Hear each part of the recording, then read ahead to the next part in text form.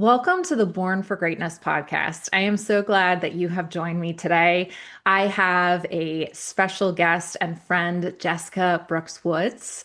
I'm going to give you a quick synopsis of who she is, but this won't nearly do it justice. She's an incredible leader in the healthcare space, entrepreneur, and passionate advocate for transforming how care is delivered and experienced.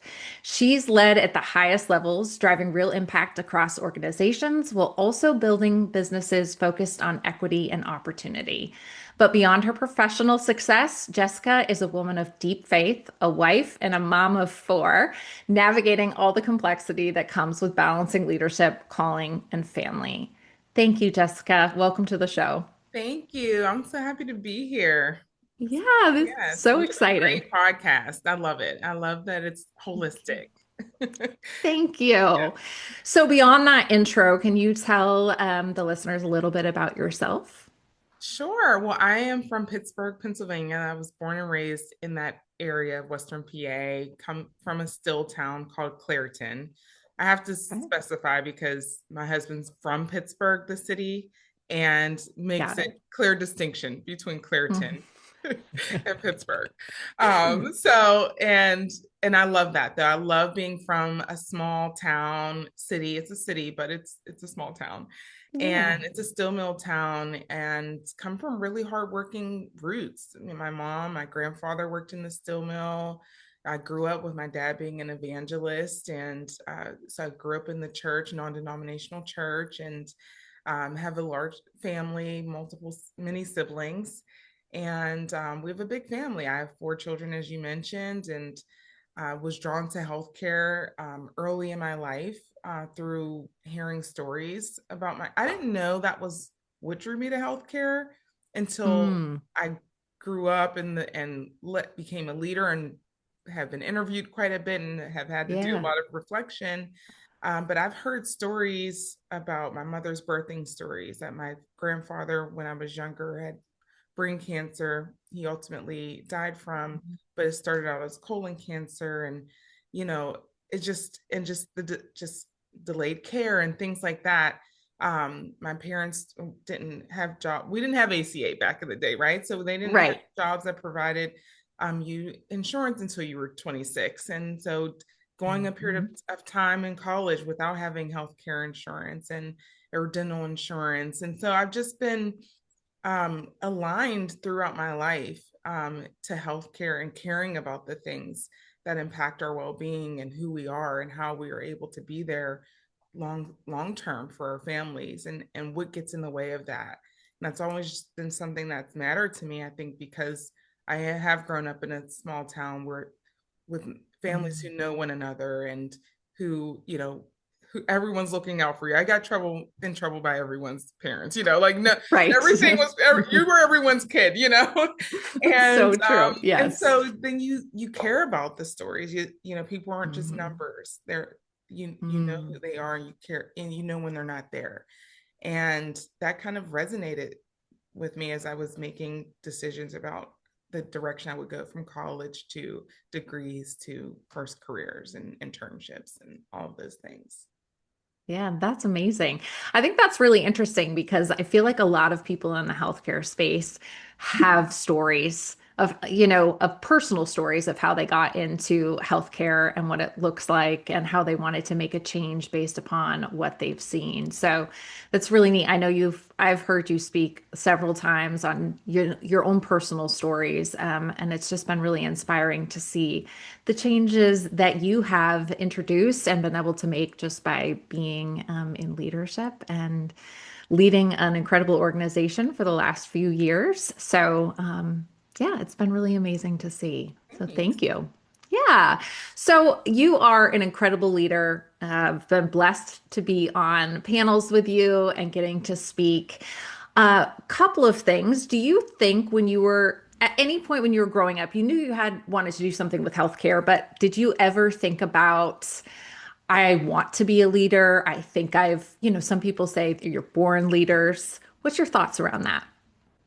Yes, I've always wanted to be a leader. That I Yeah. didn't describe it that way when I was young, but I remember envisioning myself. I Mm-hmm. like what I looked like. I envision Yes. wearing suits and being this businesswoman. I Oh, so envisioned interesting. traveling around the globe and negotiating. And so when I was speaking to my high school Oh, counselor and trying to figure out which colleges to apply to, that's how I described. I said, I don't know what I want to do, but I see myself wearing suits, traveling around the world and negotiating in rooms. And he wow. said, Penn State has a great international business program. And Hmm. that's how I ended up going to Penn State. And I went to the Business Mill College of Business and I majored in management, HR, and international business. And that's Wow. how that trajectory started. But I always saw myself in a leadership capacity, in a capacity. And when I said that was the specific words, negotiating. That's what I saw. And to Hmm. me, it wasn't necessarily CEO title at that time. I didn't necessarily Yeah. know the title or the exact capacity, but it was when I think of negotiating, it was an advocacy, you know, Hmm. and Yeah. that's ultimately what I ended up doing and am doing is advocacy. Yeah. And so it's yeah. So yes, in short, I have seen myself in a position of being able to be directly involved with impacting people, a trajectory. Yes. Yeah. Hmm. Yeah. And that's why I went into HR as a major. Where I grew up, there was a lot of blight as well and, Mm. limitation. And Yeah. and I wanted to be in a position where I could say, yes, I see you. I see your potential. Here's Yes. an opportunity for you. And that I would love, I wanted to be able to give that gift of opportunity to Mm. people when I saw so much was lacked or there were barriers to access to the next level of things, and I wanted to be in a position of authority or influence that could make a difference in someone's life, in many people's lives. Yeah, that's fantastic. Mm. So I'm going to transition that a little bit because I know that you are a woman of influence and you are a woman of faith. And I think that's something that we bonded over in the beginning. And it's been really just fascinating to watch how you come across to people and how people have such deep respect for you. What does it look like for you to lead with faith in environments that maybe not always understand your perspective because you do it so well.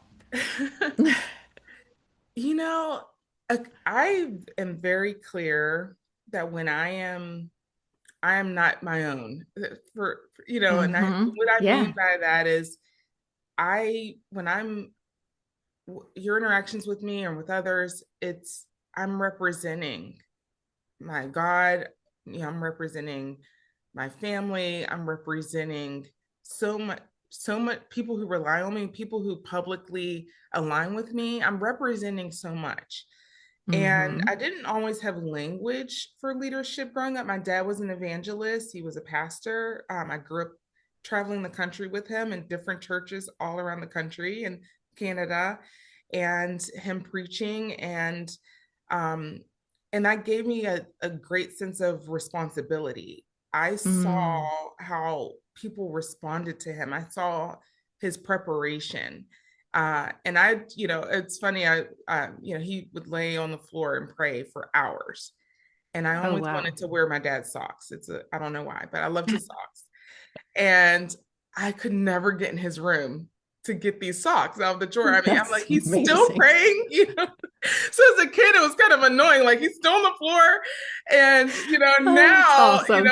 over time, I recognize that was what preparation looks like. Mm. And when he went out, that he represented all that God was pouring into him, all that would I just paid attention. And so my identity is in that. I'm very when I turn I'm 43. And so when I was turning into my 40s, and I had a theme in my 30s, thriving in 30s. That was my theme my entire 30s. And Love I it. wore that theme. It was just about like progressing each, year that those 30s Yeah. represented, like getting to that next level. And that did happen for me. I became a CEO when I was in my 30s, for the first Amazing. time. I grew my family. I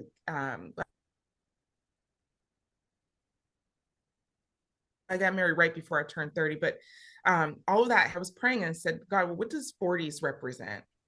And Mm, did we lose each other for a second? I don't know if we did. we did. But okay. So what does You're 40s good. represent? And I was praying and someone said, you don't have to have a theme. Why do you have to have a theme? And I thought, oh, that's a good question. Maybe I don't. But it went Mm, and I couldn't shake it. And I prayed and was right before January 9th is my birthday. So God gave me Jeremiah and he said, before I formed you in the womb, I knew you. mm. And he showed, and I was able to, God speaks to identity. And I'm like, Yes. I want, so when you talk about did I know and how do I, why faith exudes out of me, it doesn't, I don't necessarily have to say, hi, I'm a Christian, I believe in Jesus Christ, Right. right? But how I treat you, how I make decisions. Yes. And when I am in a place, it's because I've prepared, I've prayed, I've sought after, is this where I'm to be? Am I in the Mm, right place? And ultimately, and it can rub others a certain way because ultimately my boss is the Lord and that's who yeah. I report to. So Yep. the mission is always greater. And I know that it looks like the title, it looks like the organization, it looks like the mission of that organization, but I'm not sent there if the mission isn't worthy. And that's how Mm, I treat every assignment. I call it an assignment that I have, that I prayed for, that I'm sent to, that I say yes to. It's because there's preparation that preceded that led me there through purpose. And because of mm. that, I see it as a greater work for people because God loves people. He loves their Yes, he health. He does. loves their well-being. He loves their Hmm. security. Their safety. And so that's what I achieve to do. So every handshake, every hug, every eye contact is that representation of you're seen, you're valued, you Hmm. matter. And it's just how I was formed before, I was in my mother's womb. Like Yeah. that's how I was Yeah. designed for the purpose that I have in my great in life. And Hmm. um and that's what you experience. Yeah. That's amazing. I love that so much. And I think I know we talked about this before we got started recording, Yeah. but that is the point of Born for Greatness, right? It's not because I think I alone am born. I truly believe everyone is born for greatness and we're put on this earth for a purpose and God has a plan for our lives. And so I love that you share that philosophy. So that's really great. Do you think that your preparation has is intertwined with your success? Absolutely. Absolutely. I do. But honestly, I'm uncomfortable all the time, and I don't think a lot of leaders want to admit that they're uncomfortable That's true. very often. But most times, I'm in a place of stretch, right? Stretching for Mm, me and I've learned through my career now. I'm pretty clear that I'm sent into places that need maximized, optimized, yes. that need a stretching and in a place they need to be made uncomfortable to get to where they need to be. And in Hmm. that, I'm uncomfortable to leading them Yes. to getting it to where it needs to be because there's a rift there, right? Yeah. People don't really they think they want change until it comes. And Hmm. the way that they've done it, they tend to cling to it because it's what they know, right? Yep. Uncertainty is uncomfortable. And my charge is to come and say, we're going here. I know we've never chartered this path before, but I know we Hmm. could do it. Let's Yeah. go. And then people are supposed to just go with you. It's like, Okay. okay. And so and I read an article in grad school at CMU. It's called In Praise of Followers. Mm, People always talk about the leader, but there's something to being able to follow yes. and and at times I've learned that I can get so far ahead because I can see it. I can see the Hmm. potential, not just the potential, the reality of where we're going. I can, it's tangible to me as a leader. That's just Yes. how I'm wired as a visionary. And in my preparation from from the relationships I've built, intentional about those. I've valued Mm. relationship that I've sustained throughout my entire, from internships to now. I have That's my incredible. my I'm still friends with my first friend ever in life. My first friend that I've ever been Wow. introduced to. She's still my friend. I'm her son's godmother. Like, so I've been able to Wow. sustain really. I value that, and so Mm.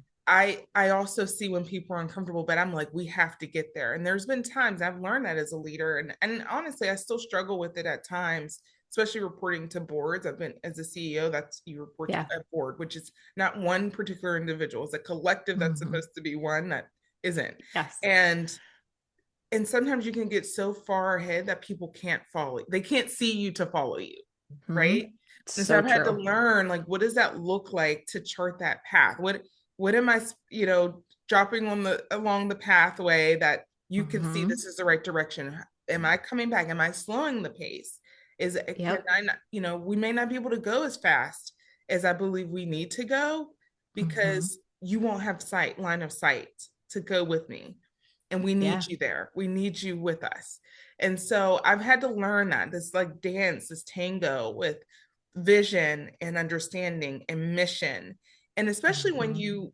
you believe you're called for a greater purpose and Yeah. you're assigned by God to do something, you're like, I have to meet this mission, you know? Like, Yes. what are you So talking about? true. This is why I'm here.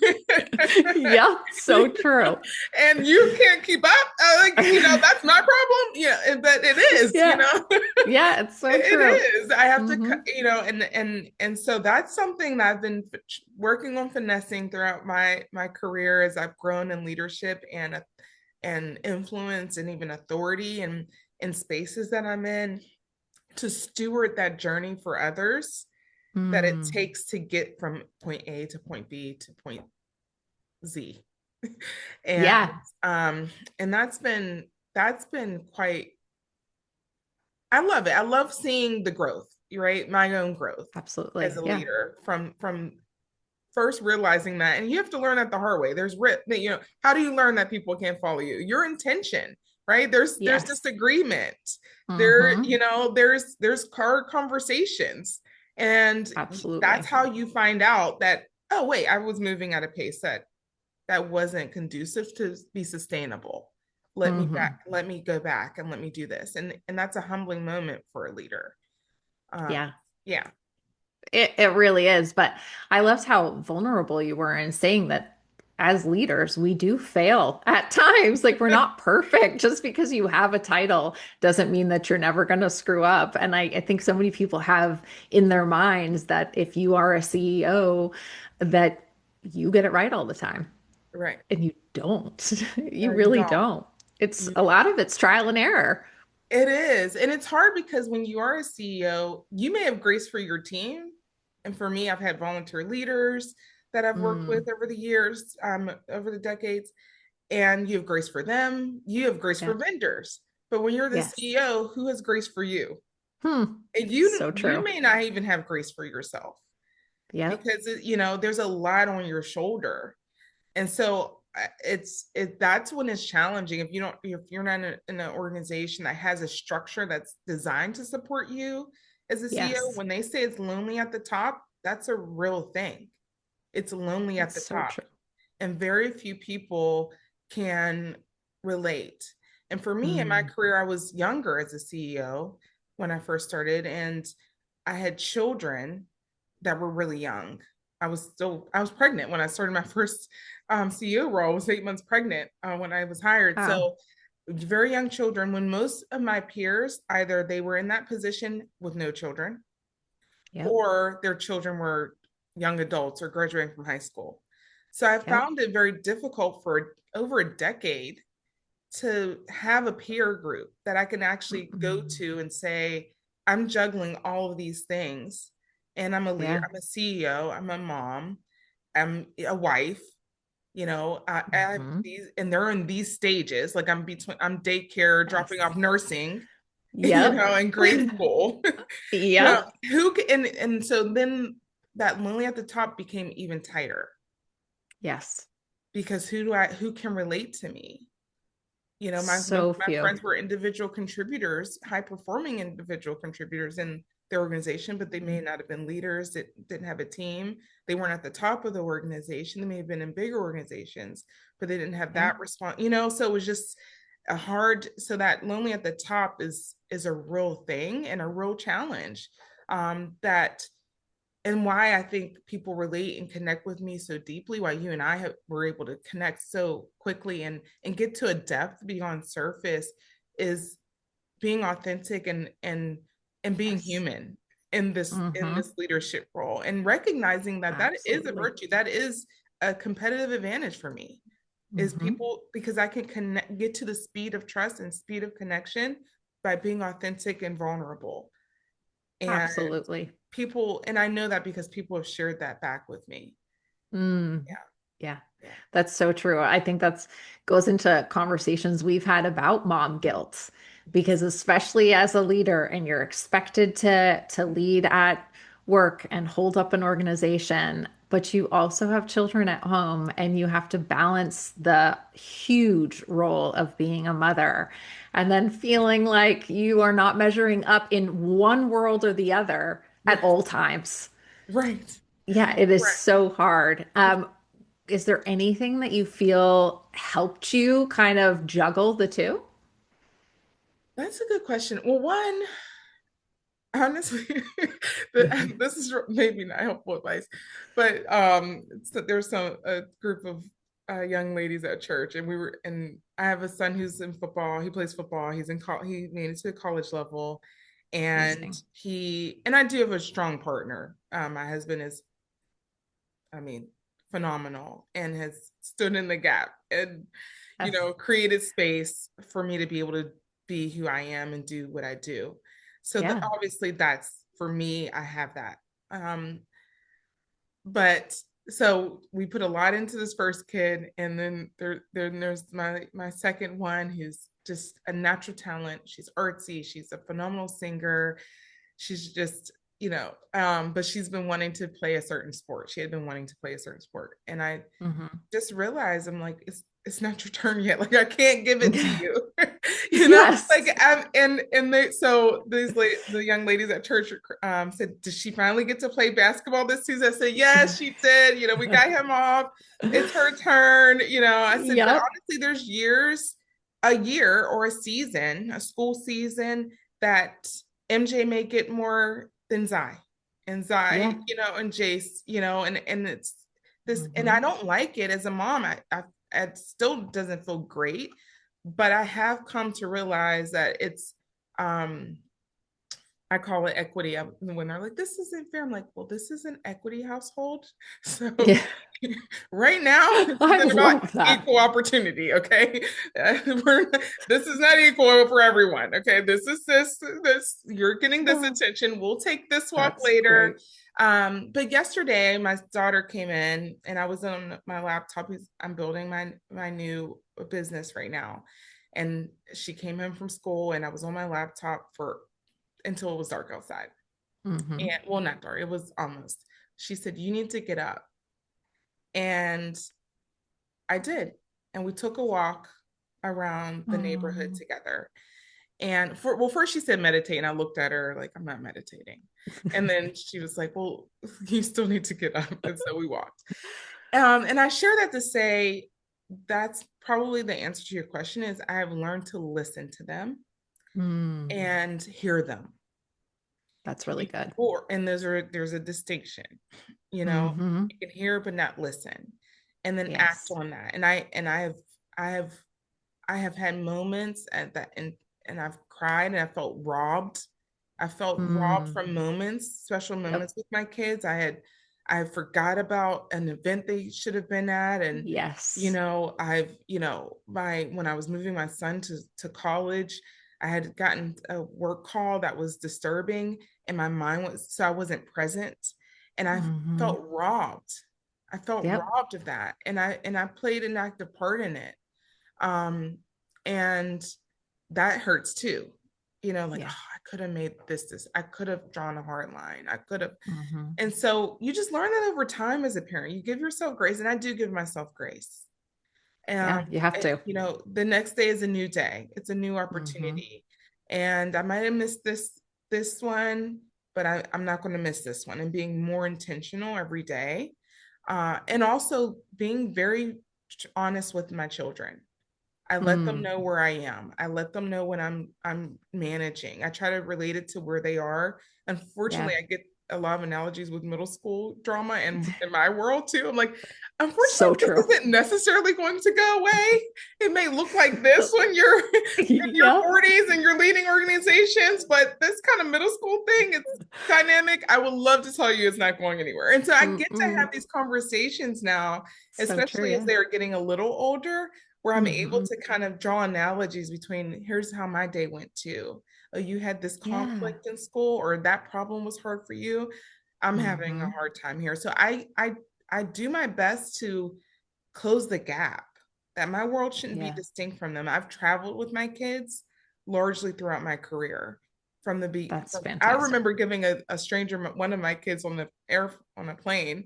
She's like, I think she's asking to help with my bag. And I was like, sure. And I just gave a sigh. I had Jay, she was like just 2 and this newborn. And I was like, take Oh this gosh. baby. And it's funny because your first one you would never give away. That third one, I was Right? like, here you go. Exactly. So true. Yeah, so I've traveled and exposed them as much as I Hmm. can, taking them to my office in DC, just trying to give them proximity to, I'm Mm. not just out here when I'm not with you, I'm not just away for nothing. And I even Yes. healthcare, I think being in the industry that I'm in, it allows me to be able to make that relatable because I say I fight for your teacher, Miss Hartman that you Hmm. love and Miss Gray. I fight for them to be able to have high quality health care, that when they are sick or their child gets sick, they're able to leave that hospital whole, that their family Yes. doesn't go bankrupt because it costs a lot of Hmm. money, that they're able to still be able to have a thriving life and work and serve you as their Hmm. teacher, but not all their money go to healthcare. Like I try to make it as Yes. tangible in their world as Yes. possible to get grace Hmm. from them too, because I need it from them. There's times where Yes. I am traveling. There's been months I can count on one hand how many days I was there in a month. Mm. Yeah. And over the last couple of years, I traveled quite a bit. And so I needed them to know when she's not here, what is she doing? And is it worth it? Yes. And that's helped. That's helped. But when they're in infant stage, for the new moms out there, just give yourself as much grace as possible. Your Hmm. self-talk matters, and they're not going to remember at that age anyway. So That's a good they're point. like a newborn. Some things they won't remember. Like just realize that. Yes. But then in their toddler stage, try to just begin to relate as much as possible. Bring them with you when you Yeah. can, if you have the privilege of doing that. I definitely highly encourage that for mothers. That's wonderful. Because I know when people always say, like, how do you do it all? Like, thank you for being so transparent. We don't. Like, that's the Right? bottom line. We We don't. don't. Yes, we could have summed that up in 30 seconds. Um, Yes. we don't. We don't. No, Yeah, it's so yeah. true. It's all Oh, trade-offs every single day, and sometimes absolutely. work is the priority, and I Yeah. and that's the truth of it. Hmm. Sometimes work is a priority.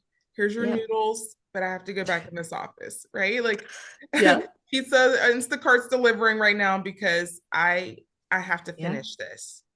And they see that too. They see that sense of commitment. Absolutely. Yeah. I think it's such a good thing for our children to see too. Like, what does hard work look like? What Yes. does it look like when you're passionate about something? Yes. I just think those are really great things that we can instill into our kids. Hmm. So, how do you separate who you are from what you do, especially in these types of high pressure roles? That is so interesting.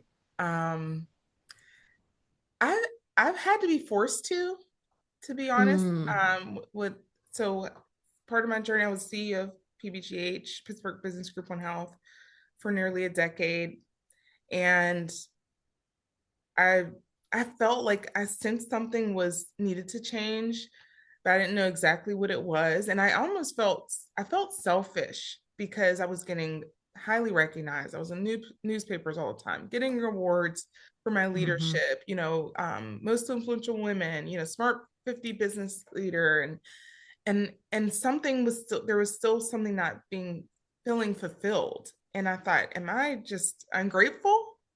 Yeah. And but it was really just a sensitivity to the shift that needed to happen. And at that time, I was struggling really hard with it was COVID. I saw my daughter, one of my children, completely being lost in the school system, all like Mm-hmm. completely. And I did. I went Yep. to 3 day work week and sat on her Zooms with her just to see what was going on, and felt helpless. But even that time Yeah. wasn't enough.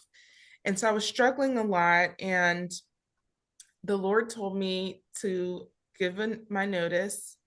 I prayed, of course, Mm. that and during that time quite a bit, and don't look for anything. I was like, yeah, this wasn't my idea. And so Oh, I yes. learned, and I did that. And not only that, we moved to Georgia from Pittsburgh. I gave my notice. I didn't look for anything else. Yep. And there was a period of time when our kids were in a brand new school system. So I was there. I was present. He gifted me Mm. that. And I didn't Amazing. see it as that when I was told, given that directive in that direction. But I Yes. felt peace in it. I knew it was right because I had, for months, probably a year, it had been feeling like this, like something needs to shift. I don't know what it is, but I'm fully Mm-hmm. committed. And that's the identity question. And Yeah. I learned in that time that I intertwined my identity and that role. They were two they were intertwined. They were two Yes. connected. They were Yes. becoming one, and God, Mm-hmm. that's not supposed to happen. And so Mm-hmm. now, and I'm grateful for that experience and that just realization of that. Mm-hmm. And so now, as I mentioned earlier, it's about the mission, the broader mission at hand, and being deployed Yes. for that. And that's why I can rise above a title. I can Mm. rise and I can get in to the granular with my team, and Yeah. I can wear many hats because it's not the Mm-hmm. title, it's the responsibility. Yeah. And that is what I've come to realize is what is the responsibility in this, regardless of title, and have the identity in that charge of your responsibility. What are you responsible for? And Mm. oftentimes it's within that organization, but has a broader reach. And like I said, and when you're called to advocacy and organizations that are really driving policy and change that Mm-hmm. will translate to everyday people's lives, it can't be about me, myself, my role. It has to be about what's the bigger responsibility in this.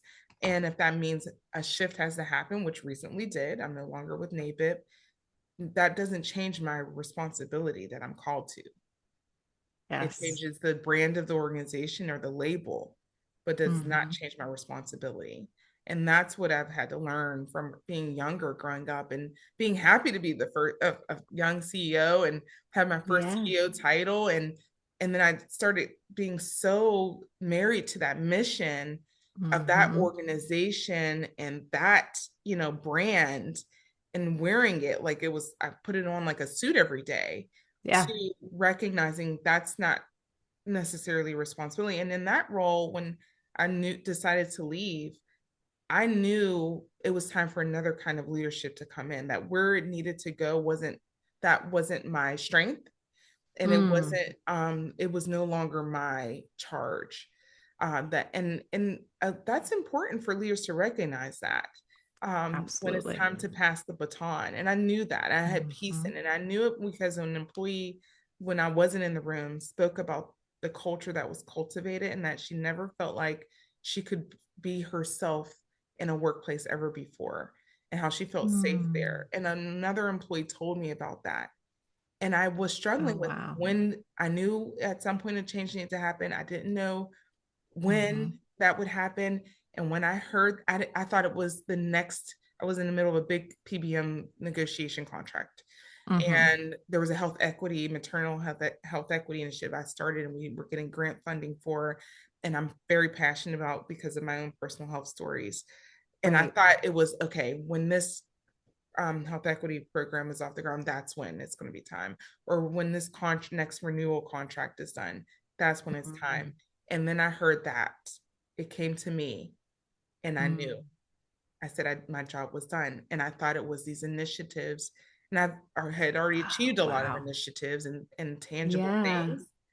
But when I heard that I was responsible for creating that kind of experience and culture, I'm like, that's what I was saying here. That was my mission.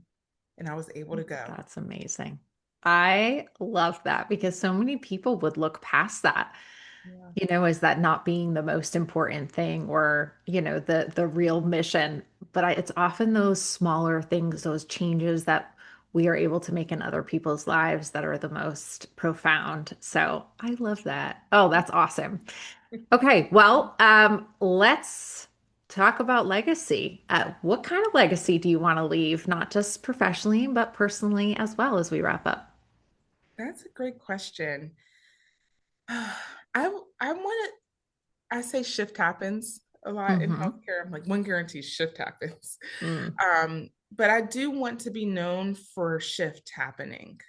That's a part of I the like that. legacy. That shift has happened under my watch. Yes. Yeah. Yeah. And I want Amazing.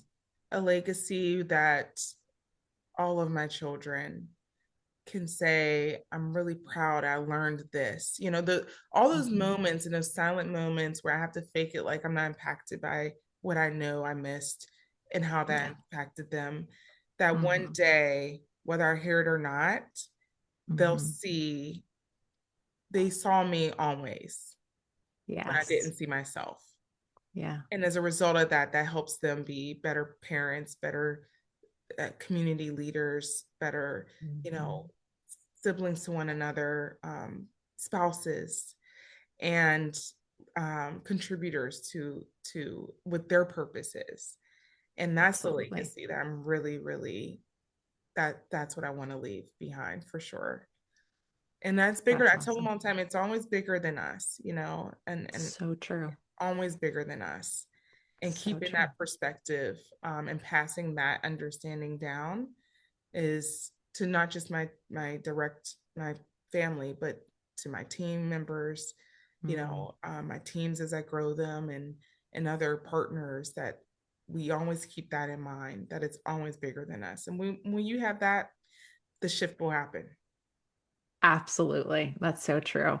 Thank you so much for joining me. I've truly enjoyed this conversation. You're such an inspiration, such a fantastic leader, and thank you. If anyone wants to get a hold of you, I know you said you've got something new happening soon, but how would they get a hold of you? LinkedIn is great. Okay. Jessica Brooks-Woods, look me up on LinkedIn. That's a great way to get in touch with me right now, and you'll get the updates on all of the new things that are launching in the very near future. Awesome. Well, thank you again. Thank you.